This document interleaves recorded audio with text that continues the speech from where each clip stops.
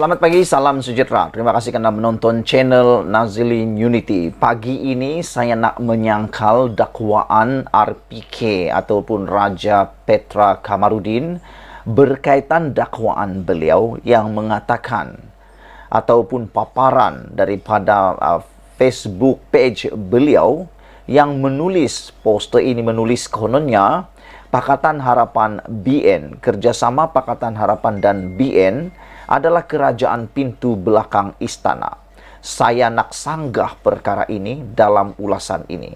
Sebelum itu, Anda tekan dulu butang subscribe untuk mendapatkan isu-isu terkini daripada channel saya dan habiskan ulasan ini supaya kamu tahu mengapa saya tak setuju dengan apa yang dikatakan oleh RPK ini yang menulis kononnya Pakatan Harapan Barisan Nasional adalah kerajaan pintu belakang istana. Saya tak setuju, bahkan saya mengecam tindakan dan poster yang dipaparkan oleh RPK ini kerana ianya telah pun menulis tentang istana.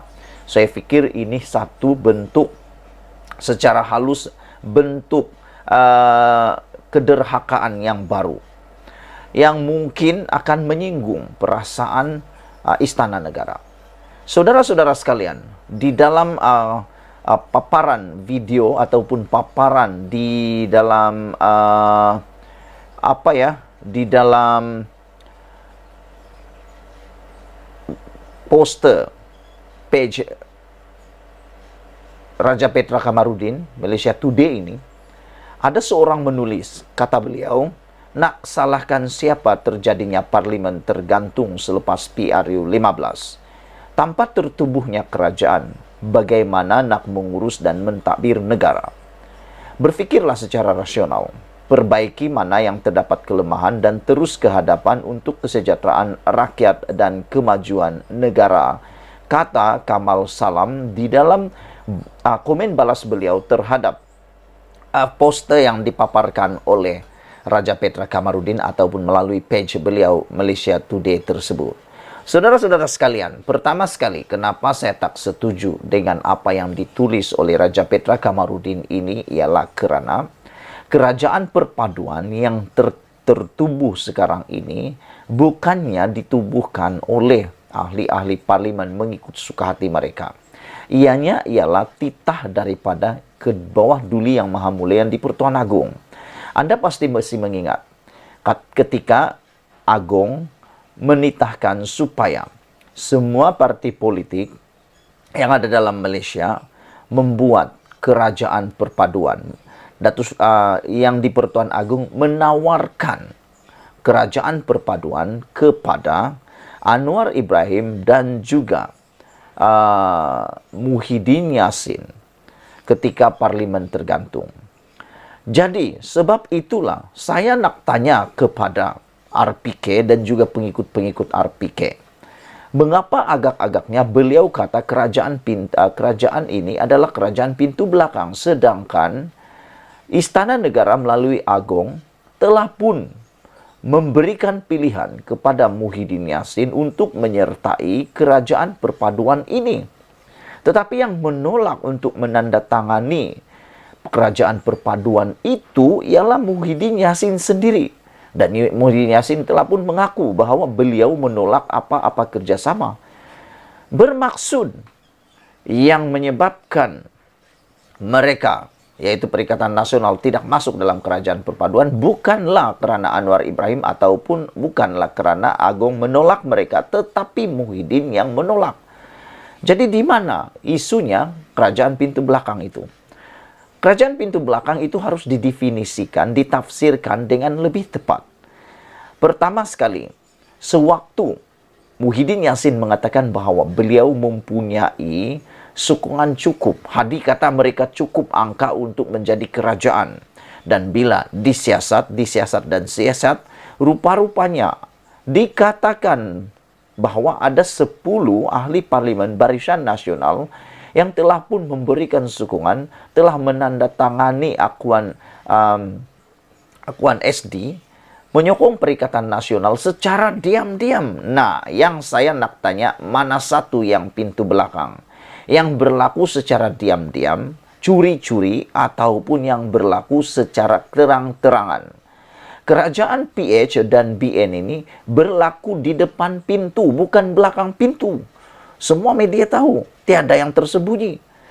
Sokongan-sokongan yang Anwar Ibrahim dapat, semuanya diberikan secara akuan bersumpah dan secara akuan sah di depan semua orang, tidak daripada belakang.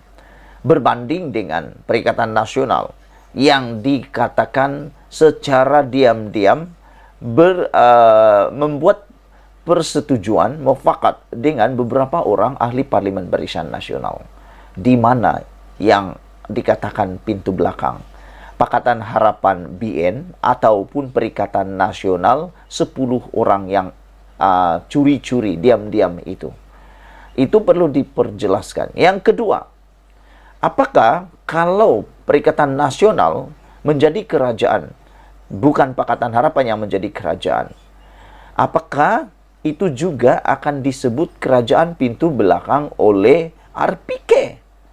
Saya kadang-kadang tak tahu apa sebenarnya RPK mahu dengan kerajaan Malaysia ini.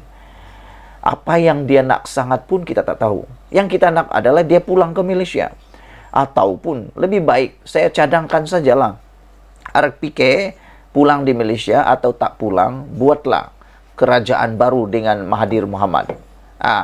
Cipta parti baru dengan Mahathir Mohamad. Kan Tun Mahathir Mohamad pun mengecam Anwar Ibrahim, tak puas hati dengan kerajaan pimpinan Anwar Ibrahim sekarang ini. Jadi apa kata dua-dua yang tak setuju dengan kerajaan Datuk Seri Anwar Ibrahim ini, apa kata mereka bergabung cipta parti baru untuk tumbangkan Anwar Ibrahim. Selain itu, saudara-saudara sekalian, kerajaan pimpinan Datuk Seri Anwar Ibrahim bersama Pakatan Harapan BN, GRS, GPS dan sebagainya ini bukan kerajaan pintu belakang. Kerana kalau dilihat, kalau alasan mengatakan bahwa ini bukan pilihan rakyat, pilihan rakyat itu bagaimana maksudnya RPK katakan itu? Kerana kalau kita lihat komposisi kerusi dalam parlimen pun memang Pakatan Harapan yang terbanyak, 82 semuanya. Berbanding Perikatan Nasional yang hanya ada 74. Maknanya Pakatan Harapan masih di depan dengan kerusi yang terbanyak. Kecualilah kalau RPK memang setuju dibentuk kerajaan minoriti. Dan apa pula pendapat RPK kalau kerajaan minoriti?